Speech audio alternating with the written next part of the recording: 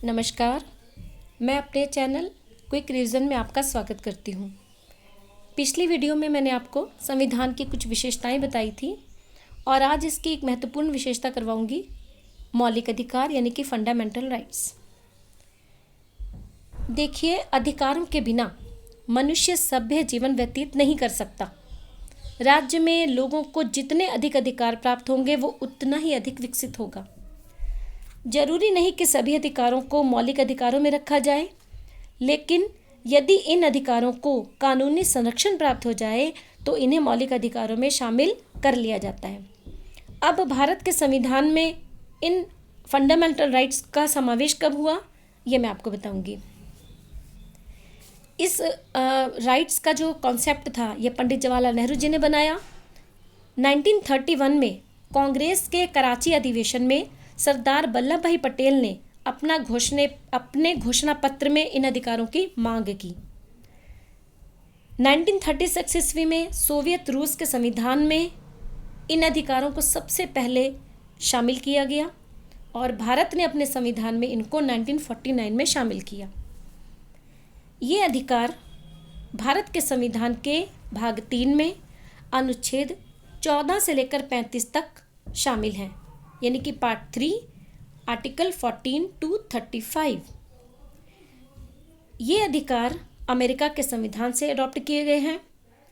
भारत के इन राइट्स को एक नाम दिया गया है मैग्ना कार्टा।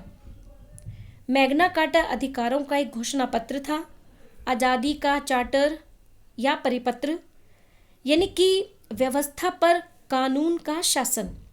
इसे इंग्लैंड के राजा जॉन ने 15 जून 1215 ईस्वी में अपने नागरिकों के लिए जारी किया।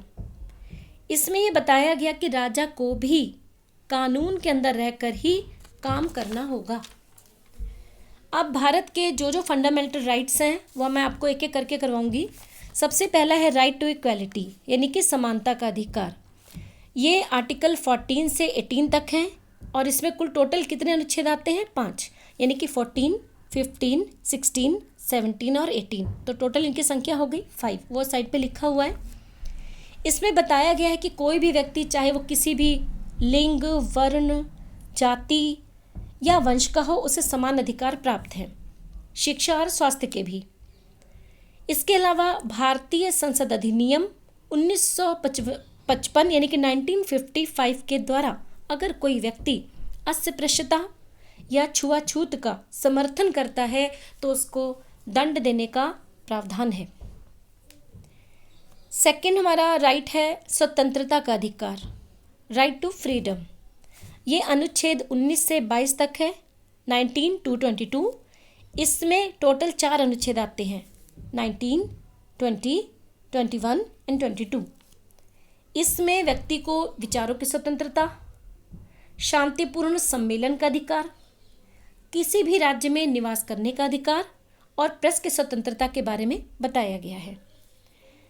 नेक्स्ट हमारा राइट है राइट टू एक्सप्लॉयटेशन, यानी कि शोषण कहते हैं अत्याचार को, शोषण के विरुद्ध एक्सप्लॉयटेशन। ये अनुच्छेद 23 और 24 में शामिल है, यानी कि 23 एंड 24। तो टोटल अनुच्छेद कितने हो गए? 2। ये मानव व्यापार, वेश्यावृत्ति, बच्चों से काम करवाना, वो बच्चे जो 14 साल से कम उम्र के हैं, कारखानों में काम करवाना, जबरदस्ती श्रम करवाना या बेगार पर रोक लगाने का काम करते हैं। नेक्स्ट है हमारा राइट फ्रीडम टू रिलीजन, यानी कि धार्मिक स्वतंत्रता का अधिकार। ये आर्टिकल 25 से 28 तक है और इसमें टोटल अनुच्छेद की संख्या आएगी 4, यानी कि 25, 26, 27 और 28। इसके अनुसार भारत में प्रत्येक व्यक्ति को किसी भी धर्म को मनाने, मानने या प्रचार करने की स्वतंत्रता है, लेकिन यह स्वतंत्रता लोकहित में होनी चाहिए।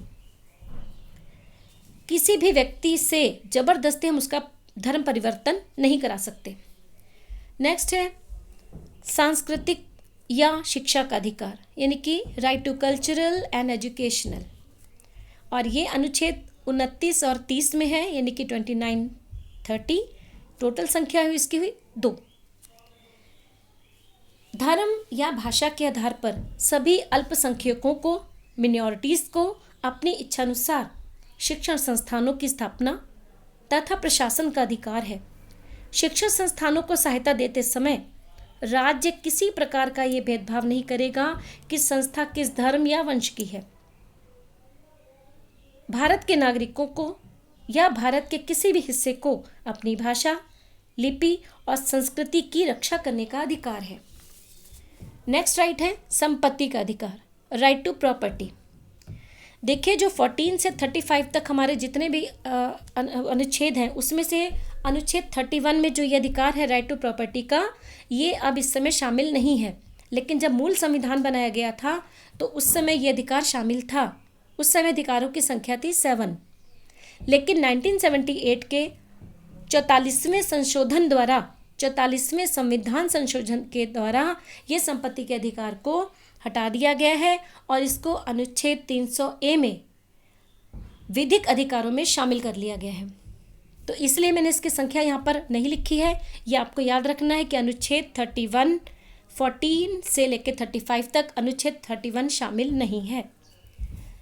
लास्ट और सबसे इम्पॉर्टेंट हमारा अधिकार है संवैधानिक उपचारों का अधिकार, यानी कि राइट टू कॉन्स्टिट्यूशनल रेमेडीज।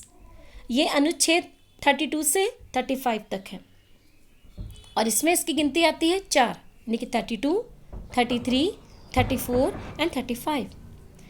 ये वो महत्वपूर्ण अधिकार है जिसके द्वारा मौलिक अधिकारों का हनन होने पर इसकी रक्षा अनुच्छेद 32 के द्वारा उच्चतम न्यायालय और अनुच्छेद 226 के द्वारा उच्च न्यायालय के द्वारा की जाती है।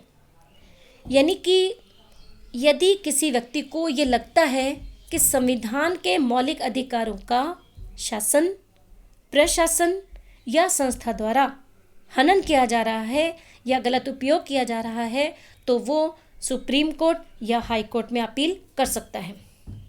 और इसकी स्पेशल विशेषता के कारण डॉक्टर भीमराव अंबेडकर जी ने इसको संविधान का हृदय कहा है।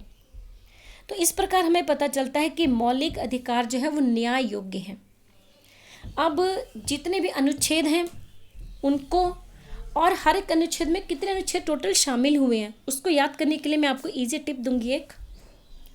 सम हिंदी वाले स्टूडेंट जो हैं उसको करेंगे सम स्व शोधा सा उपचार।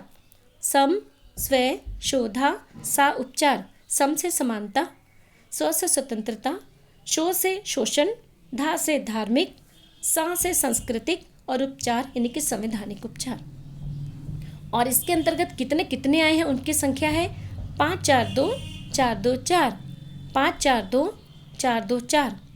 इंग्लिश मीडियम वाले बच्चों के लिए EFX RCR, EFX RCR, E for equality, F for freedom, X for exploitation, R for religion, C for cultural and R for remedies। सम स्व शोधा सा उपचार, EFX RCR 5, 4, 2, 4, 2, 4। उम्मीद करती हूँ कि इतने टफ अनुच्छेद को आप इस इजी टिप के द्वारा बहुत अच्छी तरह से याद हो गया होगा, और नहीं हुआ तो 2-3 बार आप इसकी रिवीजन कर लें, आपको बहुत अच्छी तरह से ये याद हो जाएगा। Thank you for your watching my channel. Like, share and subscribe my channel. Thank you.